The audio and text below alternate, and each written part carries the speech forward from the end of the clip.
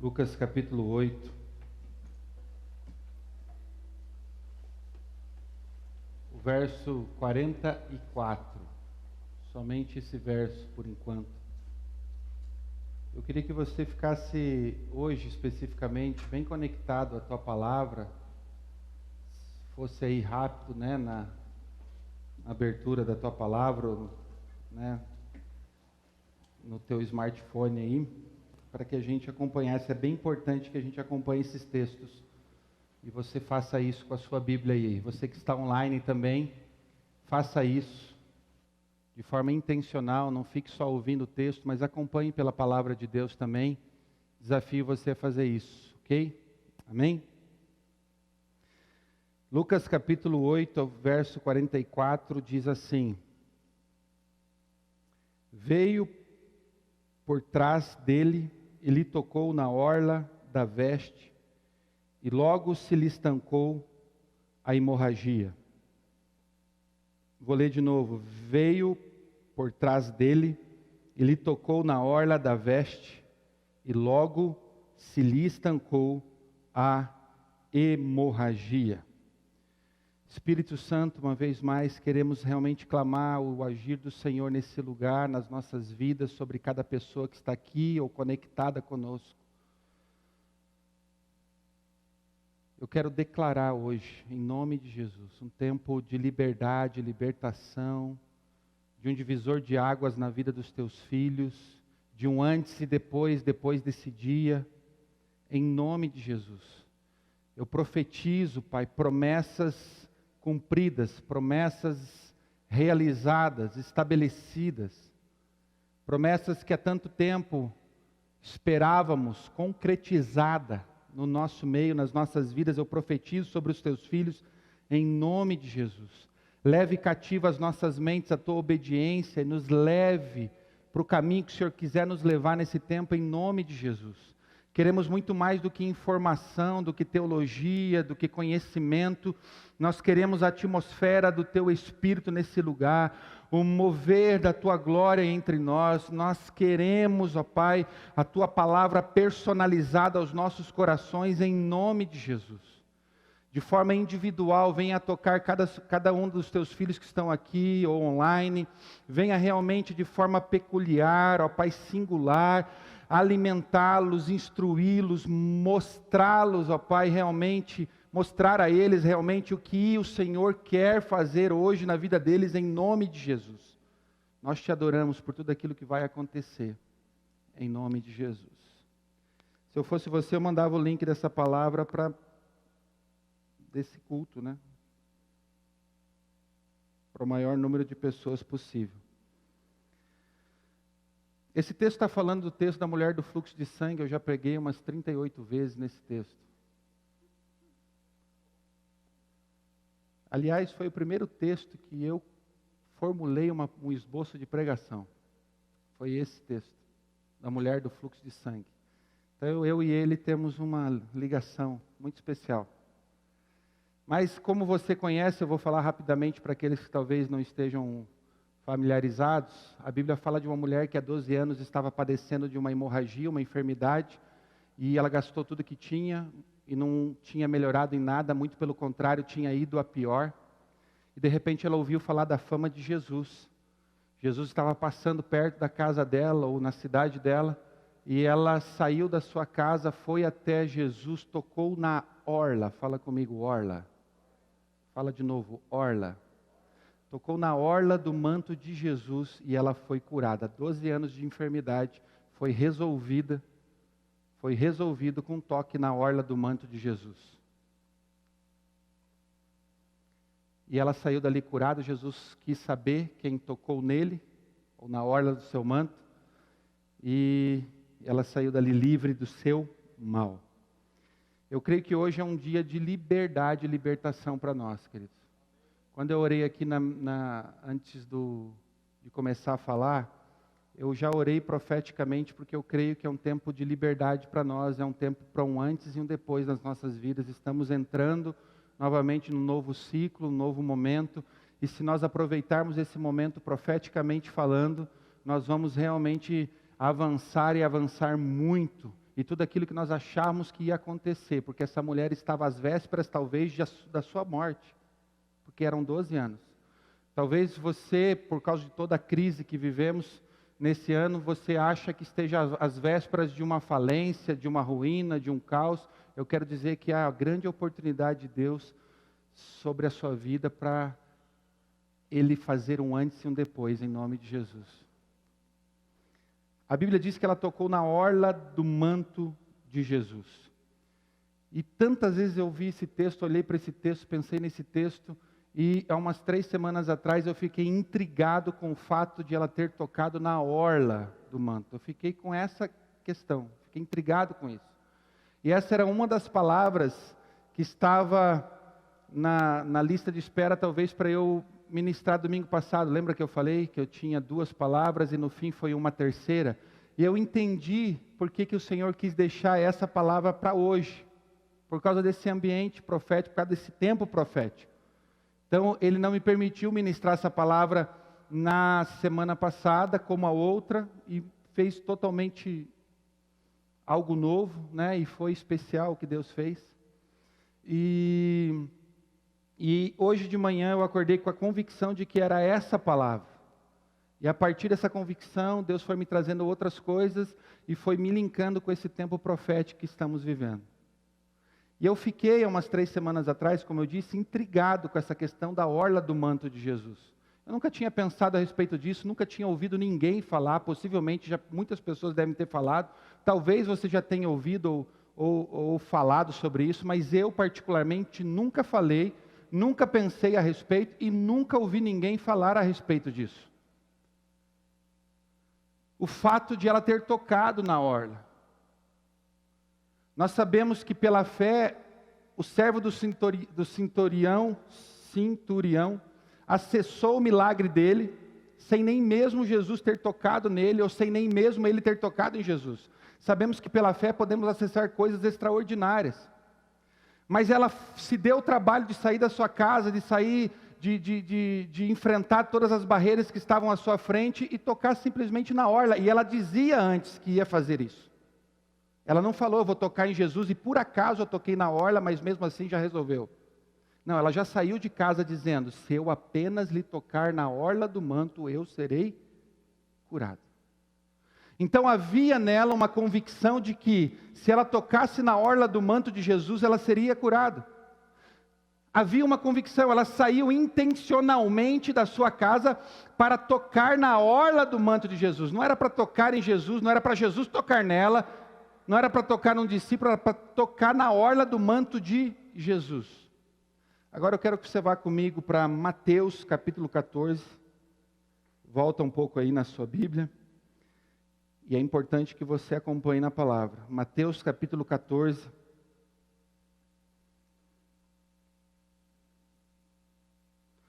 Verso 34 a 36. Mateus 14, verso 34 a 36. A Bíblia diz assim, em Mateus 14, 34 a 36. Então, estando já do outro lado, chegaram à terra em Genezaré, reconhecendo os homens daquela terra, mandaram avisar a toda a circunvizinhança e trouxeram-lhe todos os enfermos e lhe rogavam que ao menos pudessem tocar na orla da sua veste. E todos os que tocaram ficaram sãos. Esse texto está dizendo num outro episódio, num outro momento, que Jesus chega numa outra região, e as pessoas trouxeram vários enfermos, e elas diziam, basta tocar na orla do manto de Jesus. Se pelo menos isso a gente conseguir, se Ele não parar para conversar com a gente, se Ele não parar para impor as mãos sobre nós, se Ele não fizer algo extraordinário, porque Ele decidiu fazer, se pelo menos nós tocarmos na orla do seu manto, nós seremos curados. E a Bíblia diz que todos que fizeram isso, foram curados. Todos. Então a gente já ouviu várias vezes a respeito desse episódio da mulher do fluxo de sangue. Não sei se esse texto você conhecia ou se lembrava dele, mas que fala especificamente de vários enfermos também querendo tocar na orla do manto de Jesus para serem curados. Para a gente entender o que Deus quer construir em nós no dia de hoje, nós vamos precisar falar rapidamente a respeito das vestimentas do povo judeu naquela época. Eles tinham uma vestimenta específica, que não é a que eu tenho, a que você tenha. Os sacerdotes, o povo judeu, os mantos, eles vestiam basicamente vestidos grandes. E para quem era sacerdote, para quem tinha um envolvimento mais específico, havia uma direção para essas pessoas de como deveria ser os seus mantos, as suas vestimentas. Era específico. Então, o que o sacerdote vestia era uma roupa específica, que o próprio Deus, aliás, tinha dito como ela deveria ser. E a tradição judaica também se desenvolveu a partir dessas direções depois do Êxodo, lá depois, quando eles estavam lá no deserto, quando Deus mandou todos os mandamentos. Essa tradição passou de geração a geração. Jesus também vestia um manto, porque ele era judeu. Então havia algo peculiar, havia algo envolvendo essas características. As roupas tinham então uma característica bem interessante, que foi o próprio Deus quem mandou fazer. Nas bordas, as orlas das vestes, tinham franjas. É por isso que eu trouxe isso aqui. Você falou, o que o pastor está trazendo isso aqui? Isso aqui é um talite. Eu ganhei há uns 8 anos atrás aí. Mais, amor? Uns 10, 12. 12 anos, é tempo de cura da mulher do fluxo de sangue. E essas roupas deles ia até quase os pés, e nas bordas, nas orlas, tinham essas franjas. E havia um fio azul, e nesse fio azul tinha os mandamentos nessas bordas. E havia um propósito específico para estar nas bordas, nas orlas, e com essas franjas, e com os mandamentos de Deus. Havia algo específico. Então as roupas tinham uma borda, uma orla, e nessa orla tinha as franjas, e nas franjas tinham vários cordões com os mandamentos. E agora eu quero que você vá para Números capítulo 15, verso 38.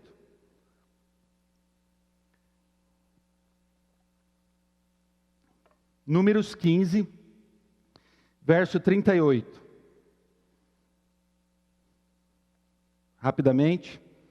Números 15, verso 38 e 39 diz assim: Fala aos filhos de Israel e dize-lhes que nas bordas das suas vestes façam franjas pelas suas gerações. E nas franjas das bordas ponham um cordão de azul. E as franjas vos serão para que, vendo-as, vos lembreis de todos os mandamentos do Senhor e os cumprais. E não seguireis o vosso coração, nem após os vossos olhos, pelos quais andais vos prostituindo. Então, aonde foi instituído aqui em Números, como que deveria ser a roupa do judeu, a roupa deles especificamente, e que tinha que ter na borda essas franjas com fio azul e que representava os mandamentos de Deus, e era para eles olharem, para se lembrar daquilo que Deus havia dito que eles deveriam fazer, o que eles deveriam cumprir nas suas vidas. Agora, quando a gente vai para um estudo um pouquinho mais profundo, a gente percebe que orla e asas, no hebraico, elas representam a mesma coisa. Fala comigo, orla e asas. Daqui a pouco a gente entra no profético, tá, querido? Por enquanto é o ensino, tá? A Bíblia diz que o povo perece por falta de conhecimento. Inclusive, para você acessar o profético, você tem que saber por que você está entrando ali. Inclusive, para você acessar o mover de Deus, você precisa estar atento ao caminho que Ele apresenta. Você precisa de conhecimento, amém? Então, orla e asas no hebraico tem o mesmo significado. É a mesma palavra. A palavra borda ou orla de Números 15, que acabamos de ler em hebraico, é kanaf, que é asa. Asa para os judeus é orla ou borda. Então, em Mateus capítulo 14, quando eu falei ali dos enfermos, diz que a multidão corria para relar, para tocar na orla, na asa de Jesus, e todos que tocavam na orla, na asa de Jesus, eram curados. Mas de onde o povo tirou essa ideia de apenas tocar na orla de Jesus para eles serem curados? Você entendeu que orla e borda é a mesma coisa que asas no hebraico, ok? Da onde o povo judeu entendeu que se fizesse isso, seriam curados? Da onde eles tiraram isso? Eu entendi que as roupas eram feitas dessa forma, entendi que Jesus também possivelmente vivia e andava com isso, mas aonde que eles entenderam que simplesmente tocar na borda das vestes, eles encontrariam cura?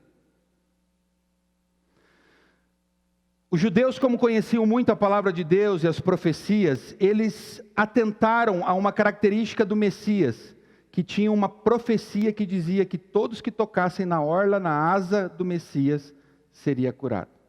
E agora eu quero que você vá para Malaquias capítulo 4,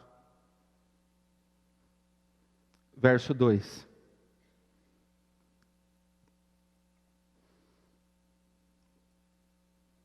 Malaquias capítulo 4, verso 2.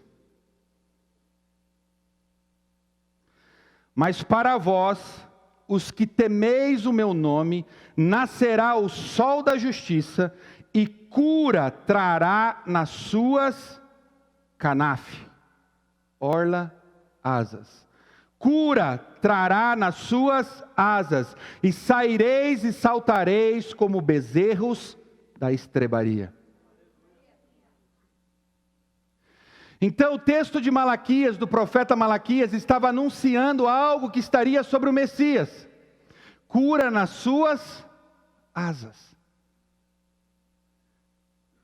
Na sua orla.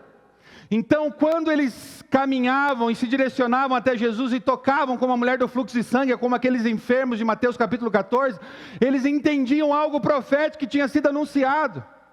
E pela fé, não é um rito, não é se você está aqui, vai ser curado, é pela fé. É algo que eles entenderam profeticamente pela fé, e então acessavam a cura, a liberdade deles. Era isso que acontecia para os judeus. Quando você fala de asa, eles já sabem que é a orla das roupas. Então todos os judeus já sabiam que se Jesus fosse realmente o Messias, apenas deles tocarem na orla das suas vestes seriam curados. Foi isso que aconteceu com a mulher do fluxo de sangue. Entendido tudo isso, querido? E quando, do nada, eu fiquei assim, intrigado com o tal da orla. E nunca tinha pensado, nem quando eu estudei teologia, passamos por isso. E nem depois de, 15 anos de ministério, pregando quase que todos os domingos. Nunca. E nem tendo pregado nesse texto 38 vezes, eu tinha pensado nisso.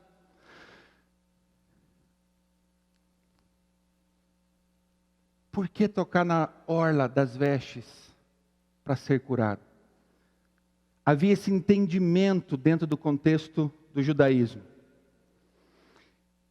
E agora profeticamente, querido, nós não somos judeus. Tem algum judeu aqui? Nós não somos judeus. Nós não seguimos as tradições judaicas. Não é verdade? Mas nós podemos nos apropriar profeticamente de alguns simbolismos judaicos para, pela fé, acessarmos coisas que Deus quer liberar sobre nós. Você entende isso? O que é algo profético? Algo que eu entendo profeticamente. A gente já fez atos proféticos. Atos proféticos é uma atitude profética que você tem, que Deus te pede para fazer.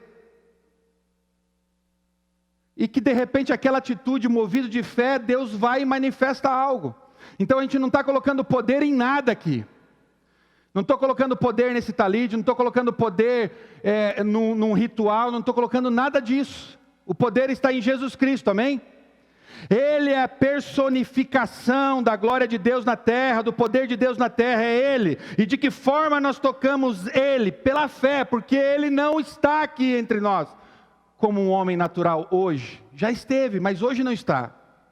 De que forma eu toco nisso? Pela fé, por meio da fé.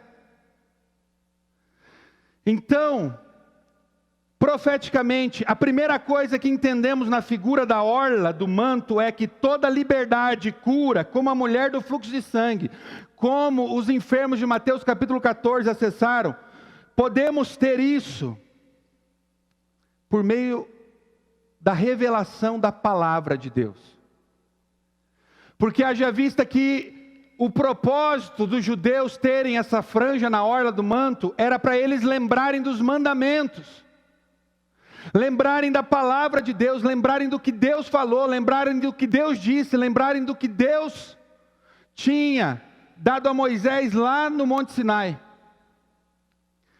Então não existe cura fora da palavra de Deus, fora da revelação da palavra.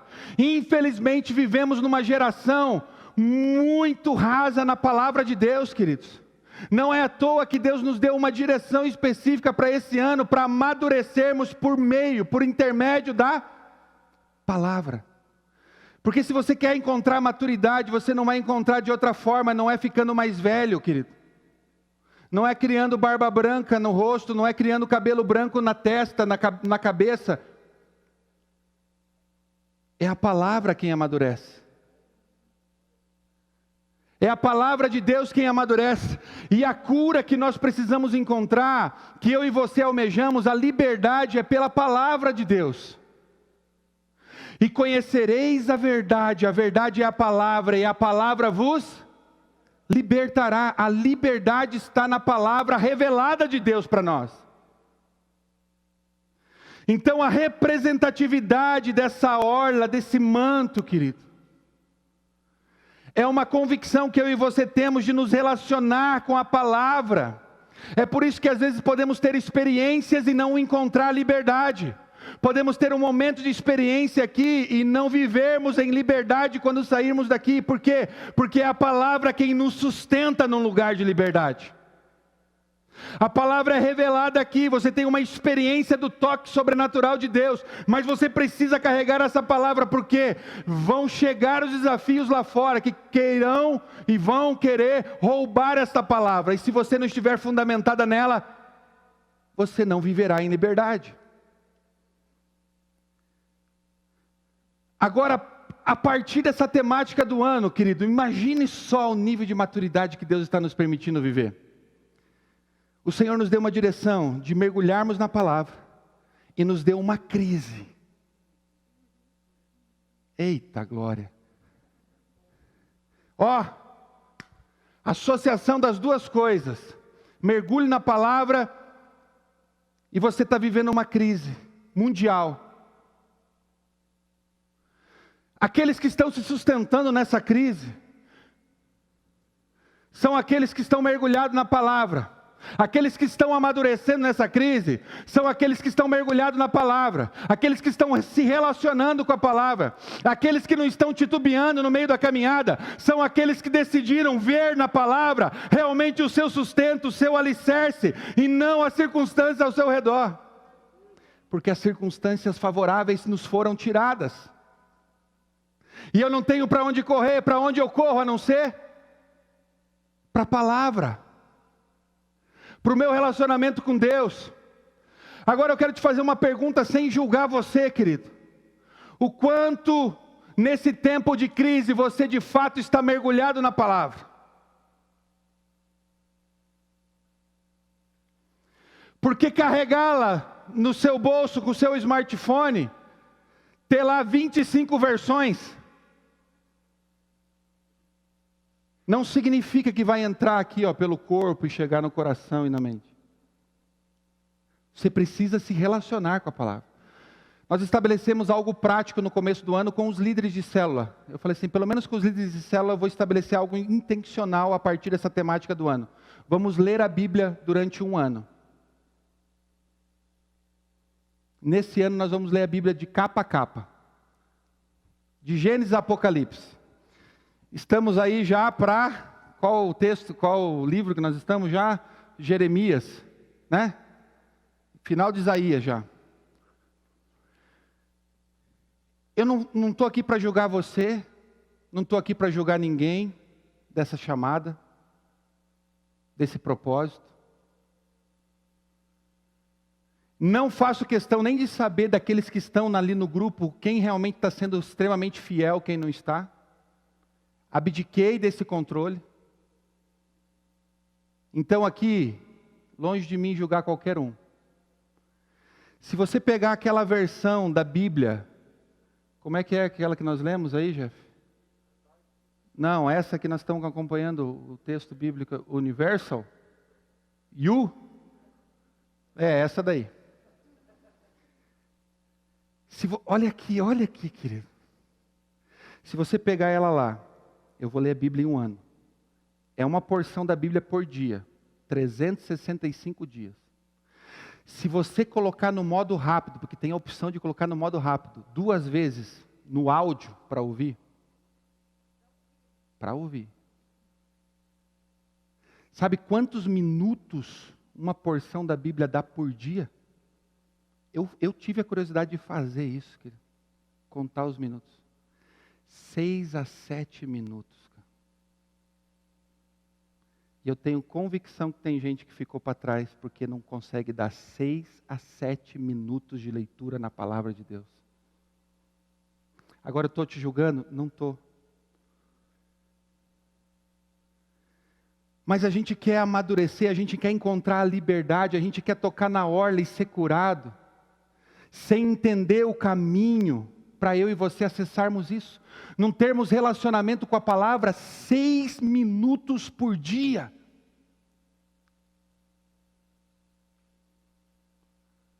Quem tem 6 minutos por dia para dar para a leitura da palavra aqui, levante a mão, por favor. Tem alguém que não tem 6 minutos do seu dia? Eu não quero ser aqui ignorante, não quero ser aqui inconveniente, eu não quero ser aqui nojento. Não quero ser nojento. Mas se você pegar, pelo menos uma vez por dia, você senta num trono. Pelo menos. E para os rápidos, porque tem aqueles que são rápidos, é 5 minutos. Para os demorados, 15, 20, 30. Tem uns que gostam, chega a amortecer a perna. Falei com alguns aqui. E ficam, porque dependem disso. Queridos, 6 minutos de leitura.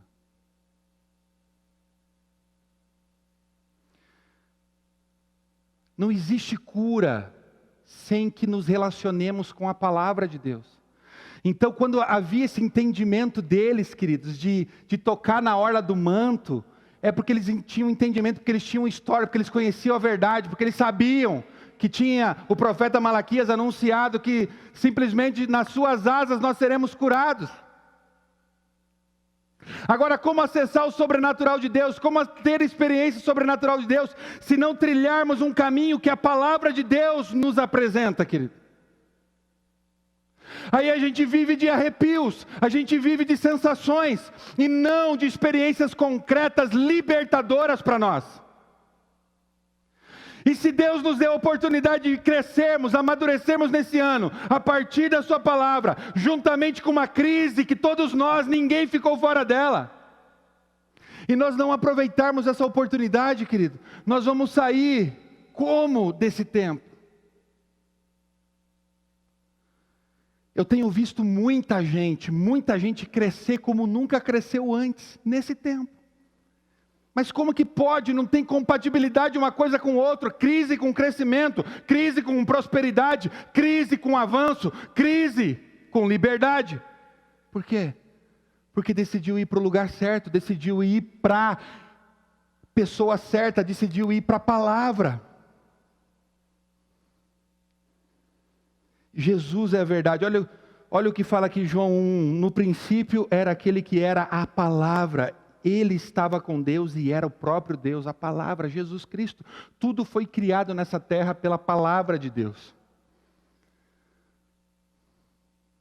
Você que de repente não se relacionou tanto com a palavra de Deus, eu quero desafiar. Você tem aí 3 meses até o final do ano. Gente, faltam 3 meses para acabar esse ano. Você tinha pensado nisso? 3 meses. Eu já ouvi testemunho de pessoas que leram a Bíblia em 9 dias. Está internado no hospício, mas leu.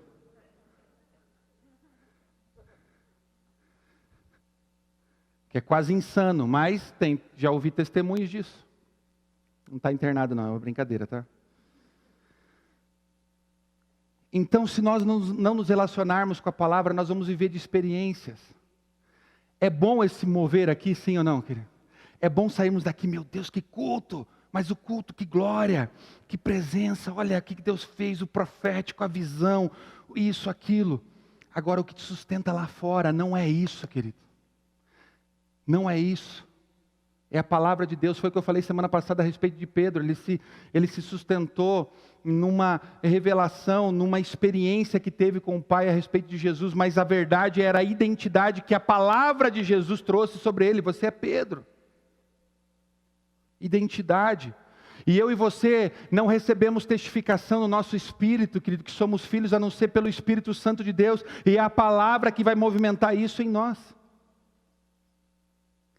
A segunda coisa que podemos entender na figura da orla é que toda liberdade que podemos ter é uma consequência de um foco que damos àquilo, na palavra. Por que o texto diz assim: e as bordas estarão ali para que vendo-as vos lembreis de todos os mandamentos do Senhor e os cumprais. Não seguireis os desejos do vosso coração, nem os dos vossos olhos, após os quais andais adulterando. O que Deus quer fazer através dessa simbologia? Foquem nisso, coloquem os olhos nisso. Não sigam os desejos do coração, mas olhem para os desejos do meu coração, da minha palavra, da minha verdade. É uma questão de foco, querido. E Deus fala: para onde os seus olhos estão olhando? Aonde os teus olhos estão levando vocês? Para a prostituição. Principalmente para os homens, não tem nada mais complicado para essa época do que os nossos olhos, querido. Até porque a coisa está tão explícita por aí. Jó falou que ele fez um compromisso com seus olhos de não olhar para mulher alguma. A Bíblia está falando aqui de uma necessidade de foco. A Bíblia diz: guardei a tua palavra no meu coração para não pecar. É uma questão de foco. Se eu estou mergulhado na palavra, eu estou vivendo a palavra, apareceu qualquer situação, eu guardei a palavra no meu coração, logo a tentação, eu não vou me submeter a ela, porque há algo superior a essa tentação, há algo superior a essa proposta, que é a palavra viva de Deus em mim, e que traz liberdade para mim.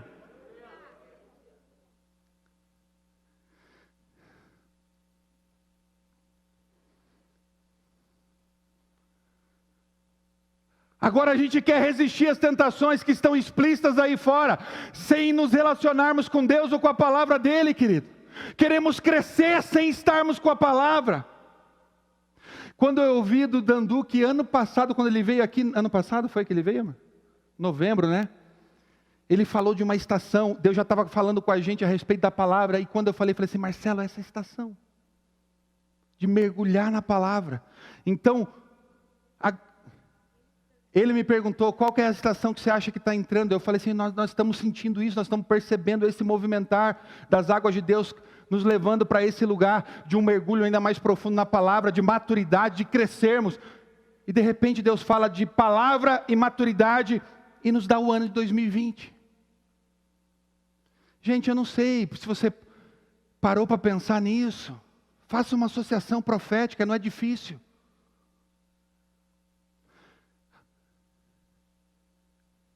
Agora, o que a gente mais tenta fazer num tempo como esse, é tentar resolver na força do braço, porque a crise veio. Não, eu preciso dar um jeito, preciso dar um jeitinho, preciso sair, preciso me reinventar. Claro que você vai precisar se reinventar, e muitas pessoas se reinventaram, mas essa proposta que você decidiu viver para a sua vida nesse ano veio do céu.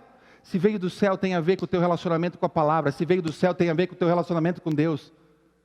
E todos aqueles que cresceram é porque decidiram mergulhar primeiramente em Deus e na sua palavra. Consequentemente, Deus deu uma grande oportunidade numa grande crise. Foi o que eu falei numa das frases semana passada. Talvez a tua maior crise seja a tua maior oportunidade. Para mim está sendo. Para mim está sendo. Para mim está sendo. A terceira coisa que podemos extrair na figura da orla, que toda liberdade que podemos ter está no reconhecimento da autoridade de Jesus. Eu vou tentar passar um pouco mais rápido aqui. Você lembra do episódio de Davi e Saul? Que quando Saul começa a perseguir Davi, porque fica enciumado, porque ele é o próximo rei de Israel, ele tinha sido ungido já rei, e de repente Saul entra naquela síndrome de Saul, síndrome do preterido, e começa a perseguir, querer matar Davi, porque achando que fazendo isso ia impedir de que seu reino lhe fosse tirado. Essa perseguição dura muito tempo. Em um determinado momento, nessas fugas de Davi e de Saul, Saul atrás dele, ele entra numa caverna. E quando ele entra numa caverna para fazer aquilo que eu falei agora há pouco no trono, porque a Bíblia fala, ai pastor nojento, a Bíblia fala disso. Que Saul foi lá para aliviar o ventre. Preciso traduzir? Saul foi lá. Os guerreiros de Saul chegaram para Saul, os guerreiros de Davi chegaram para Davi e falaram assim: essa é a sua oportunidade. Você já tem a unção de Deus. Você já tem o aval de Deus e do povo. O povo já está com você, boa parte do povo. Já tem um exército aqui contigo. Saul entrou lá, sozinho, porque para um momento como esse você não leva ninguém, não é verdade? É verdade, gente? Tem gente que leva. Aí os homens de Davi falaram assim: entra lá e mata o cara. O cara está te perseguindo, o cara está indo atrás de você, o cara isso, o cara aquilo, essa é a sua oportunidade. Tinha cara de Deus, jeito de Deus, tempo de Deus, tudo. É por isso que às vezes a gente troca os pés pelas mãos, porque tem tudo cara de Deus. E de repente a gente vai e toma uma atitude que não era a propósito. Só que Davi tem um discernimento aguçado. Ele fala assim: não sou eu que vou matar o ungido de Deus. Longe de mim tocar no ungido de Deus. Agora ele entra na caverna. E o que ele faz? Ele corta um pedaço da orla do manto de Saul. E ele sai daquela caverna com a orla do manto de Saul, com aquele pedaço. E depois encontra Saul e diz assim: Saul, eu tive a oportunidade de te matar e não o fiz. Olha aqui a prova. A vestimenta real era uma vestimenta específica. Não tinha como Saul confundir, até porque tinha acabado de ser cortada. Está aqui o pedaço. E eu não fiz isso. Só que profeticamente, simbolicamente falando, Davi estava extraindo dali a autoridade de Saul. Porque tem esse significado da autoridade do manto. A orla significa essa autoridade, porque a autoridade vem pela palavra, vem pelo conhecimento revelado, querido. Então, simbolicamente, até profeticamente, ele estava falando: Deus está retirando a sua autoridade e eu estou com ela. Só que Davi depois decide devolver. E aí que às vezes a gente se perde, inclusive com figuras de autoridade, querido. Corta a orla, achando: eu não estou matando, não estou isso, não estou aquilo, mas eu estou sutilmente tirando a autoridade do meu líder. Davi pega e devolve, está aqui, ó, para mostrar a lealdade dele e que poderia ter feito algo pior na oportunidade que teve e não fez. Então essa orla, essa borda da orla, ela significa, querido, esse manto de autoridade. E toda a autoridade está sobre quem? A Bíblia diz que em Mateus 28:18, Jesus aproximando-lhes, falou-lhes, dizendo: toda a autoridade me foi dada no céu e na terra. Jesus era o detentor de toda a autoridade. Ele carregava na sua orla a sua autoridade. Ele mesmo era a autoridade. Quando reconhecemos toda a autoridade, nós encontramos a cura e a liberdade. Porque quando você reconhece a autoridade, você se submete àquilo. Sim ou não? Sim ou não? Vem uma direção, você se submete. Cara, o cara é o cara da autoridade. Quem aqui vai praguejar com um policial fardado? Tem uns loucos aí que faz, o que acontece? Vão presos. Mas a gente não tem coragem, por quê? Porque a vestimenta do cara mostra para mim que ele é uma autoridade, que eu tenho que respeitar. Agora, Jesus era o detentor de toda a autoridade. Então, no momento em que as pessoas tocavam na orla do seu manto, eles estavam reconhecendo a autoridade do Messias. Estavam reconhecendo a autoridade de Deus naquela simbologia, naquele pano, naquela vestimenta. E logo, quando eu reconheço, olha que você atrai aquilo que você reconhece, aquilo que você respeita, aquilo que você honra. Sabia disso? Sabia disso, que você atrai para você aquilo que você honra, aquilo que você respeita? Por isso que a Bíblia diz, dai honra a quem merece honra. Eu quero algo de alguém, a minha maior atitude para com aquela pessoa, ou com o manto que está sobre aquela pessoa, com a unção que está sobre aquela pessoa, é eu justamente honrá-la. Honrá-la não é só dar alguma coisa, também a gente faz isso e às vezes Deus nos pede, como a mulher que eu falei agora aqui, que derramou o vaso de alabastro. Mas é reconhecer a autoridade, tem algo, eu paro para ouvir, eu paro para dar atenção. Quando fala, não é qualquer pessoa falando, é alguém que realmente fala ao meu coração. Por isso que tem poucos homens que falam ao meu coração verdadeiramente. Não é porque nas nações da terra não tem homens de Deus poderosíssimos, mas que tem essa figura de autoridade, de paternidade. E a gente atrai aquilo que a gente honra. Jesus era a cura, andando sobre a terra. Aquela mulher reconheceu a autoridade de Jesus, extraiu dele aquilo que lhe era peculiar, aquilo que dizia respeito à sua própria vida. A quarta coisa que podemos entender na figura da orla é que encontramos abrigo, proteção, segurança somente em Jesus. Queridos, nesse tempo de crise, aqueles que foram protegidos são aqueles que mergulharam em Jesus, mergulharam na palavra, mergulharam na verdade. Abra comigo, agora eu quero que você volte para os textos. Salmos 91, 4.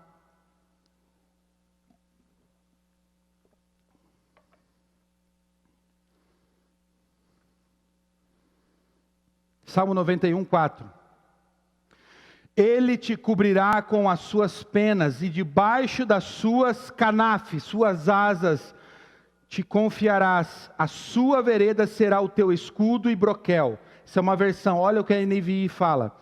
Ele o cobrirá com as suas penas, e sobre as suas asas você encontrará refúgio. A fidelidade dele será o seu escudo protetor. Quando eu toco na orla do manto de Jesus, eu sou protegido, eu sou guardado, eu sou amparado. As circunstâncias podem ser as piores possíveis ao meu redor. Eu estou debaixo das asas do Altíssimo. Eu estou debaixo das asas do grande eu sou. Eu estou debaixo das asas daquele que tem todo o poder, toda a autoridade, todo o governo. Eu não temo mal algum, porque Ele me guarda. Ele te cobrirá. Ele é o refúgio. Como eu falei, asas é a mesma coisa que orla, borda. Agora vai para Salmo 36, 7. Salmos 36, 7. Como é precioso o teu amor, ó Deus. Os homens encontram refúgio à sombra das tuas asas. Encontram refúgio na sombra das suas canafes, orla, borda, asas. E olha aqui, ele está falando que somente na sombra das asas de Deus, o refúgio se estabelecerá sobre as nossas vidas, a segurança, a sombra, não está nem falando das asas em si, está falando da sombra. Sim ou não? Será que, olha aqui para mim, será que, e eu quero falar desse jeito mesmo, será que Atos capítulo 5, verso 15, tem a ver com isso? A ponto de levarem os enfermos até pelas ruas e os colocarem sobre leitos e macas, para que, ao passar Pedro, ao menos a sua sombra se projetasse em alguns deles. A sombra do manto de Pedro era suficiente para os enfermos serem curados. As sombras da orla de Pedro era suficiente para as pessoas serem curadas.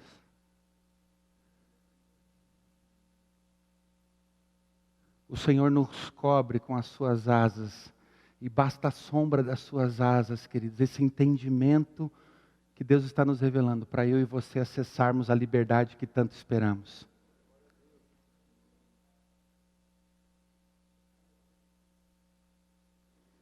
Agora eu quero terminar com o texto de Isaías capítulo 6.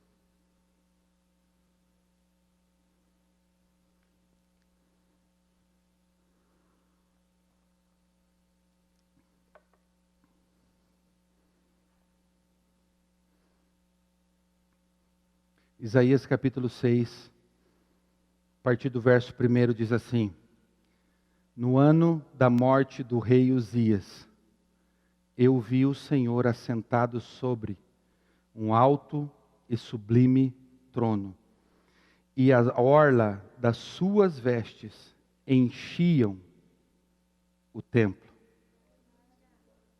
Serafins estavam por cima dele, cada um tinha 6 asas, com 2 cobria o rosto, com 2 cobria os seus pés, e com 2 voava. E clamavam uns para os outros, dizendo: Santo, Santo, Santo é o Senhor dos exércitos. Toda a terra está cheia da sua glória. As bases do limiar se moveram à voz do que clamava, e a casa se encheu de fumaça. A orla das vestes enchia o templo. Isaías viu o Senhor assentado num alto e sublime trono. E o que enchia o templo? A orla das vestes.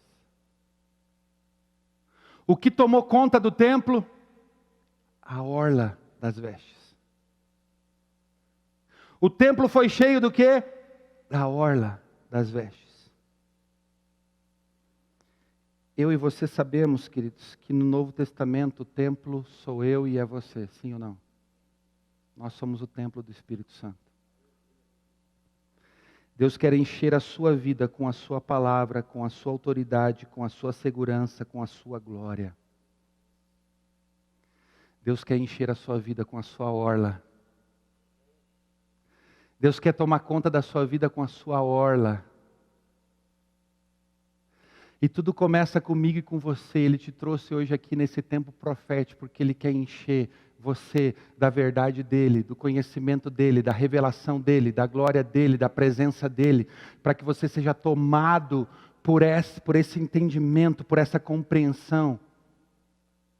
E a Bíblia diz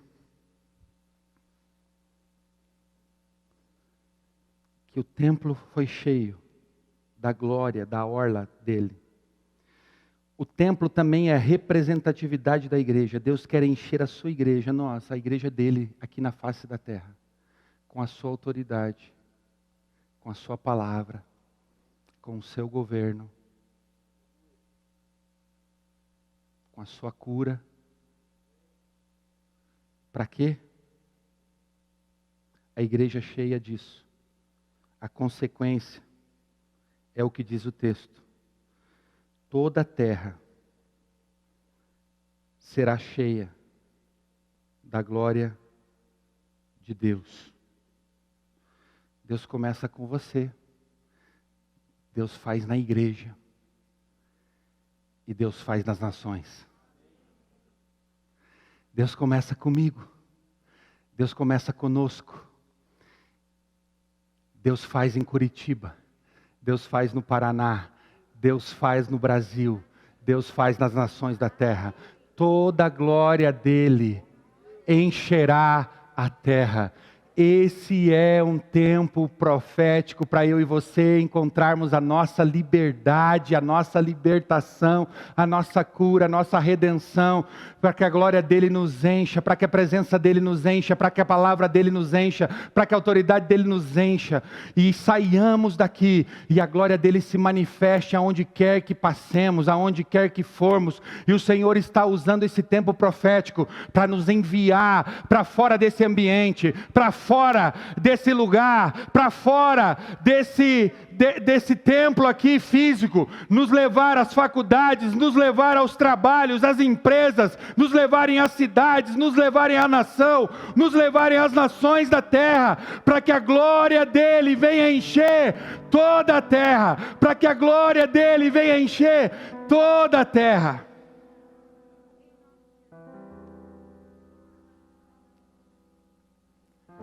Quando Deus não permitiu que eu falasse dessa palavra semana passada, eu não parei nem para perguntar por quê.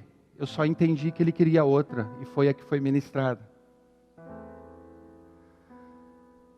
Quando hoje de manhã eu acordei entendendo que deveria ser essa palavra, eu me lembrei de algo que eu tinha conversado com um discípulo, Gerson meu, na sexta-feira, e eu não tinha lembrado quando eu terminei a palavra. O Gerson estuda bastante essa questão da cultura judaica. E esse final de semana, de sexta, das 18 horas de sexta até as 18 horas de hoje, domingo, é o Rosh Hashanah, o Ano Novo Judeu. E há um simbolismo profético nisso. Eles têm um entendimento desse ano novo como o tempo da libertação, como se fosse da escravidão do Egito para a liberdade. Foi por isso que eu te falei na oferta, querido, para você aproveitar um momento profético. E aí eu perguntei para ele, rapidinho aqui, vindo para cá, me fala um pouquinho mais, porque às vezes eu me perco nessas simbologias judaicas, assim, me perco todo. E a partir de agora começa uma nova estação nessa cultura. E como eu disse, nós não somos judeus, nós não seguimos as tradições. Eu não ando com isso aqui, com talit. Trouxe aqui profeticamente, já vesti em um outro momento profético. Nós não somos judeus. Mas nós podemos nos apropriar de uma simbologia que está sobre eles, de algo profético, e pela fé nos apropriarmos de uma liberdade que tanto almejamos, que tanto esperamos. Há decretos que podem ser estabelecidos nesse tempo, esse é o entendimento deles, que mudam a estação, que mudam a rota do próximo ano, que mudam. Esse é o entendimento deles, prático, burocrático, religioso.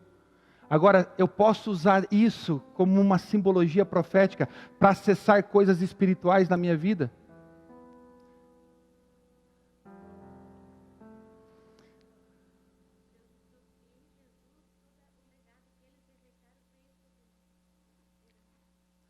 O Sorano está falando que em Jesus todo o legado que eles rejeitaram, os judeus, veio sobre nós, os gentios. Nós fomos enxertados em Abraão.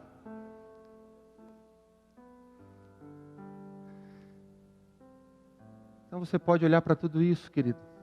Até porque eu não sou dos caras que ficam, como eu disse, né? Não fico estudando essa simbologia. Tem gente que gosta, não tenho nada contra, desde que não faça disso os seus rituais, não se transforme num judeu, não sendo. Porque tudo em Cristo foi consumado, amém?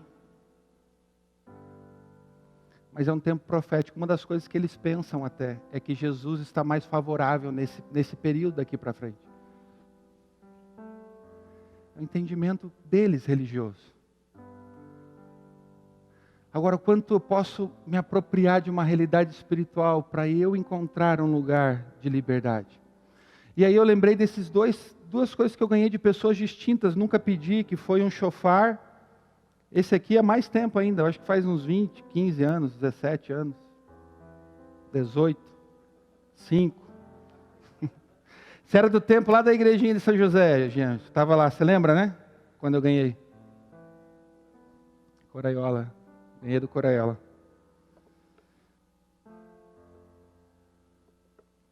Então tem alguns símbolos proféticos e eu quero decretar. Exatamente. Foi bem um tempo da transição da época da Igreja de São José para o estabelecimento da comunidade cristã. Eu quero que você se coloque em pé agora, querido.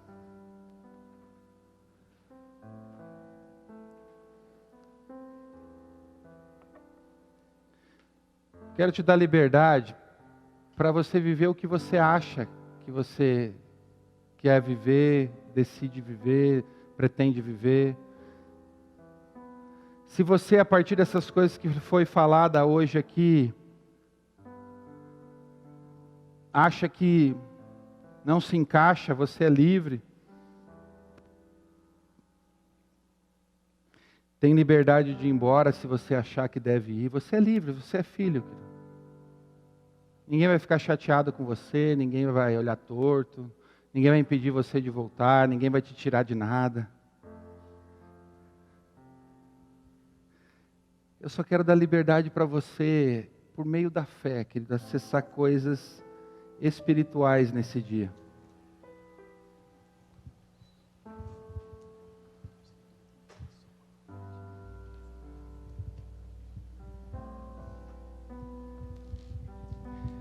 Comece a se voltar para o Espírito Santo aí, querido. Deixa as conjecturas de lado. Deixa os pensamentos. Estou vendo. Tentando racionalizar uma coisa que não é possível ser racionalizada. É por meio da fé.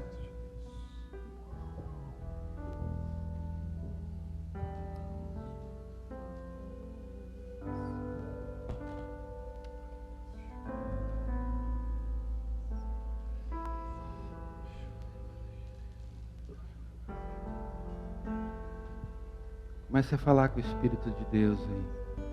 Eu creio numa ativação profética muito intensa nesse tempo, querido.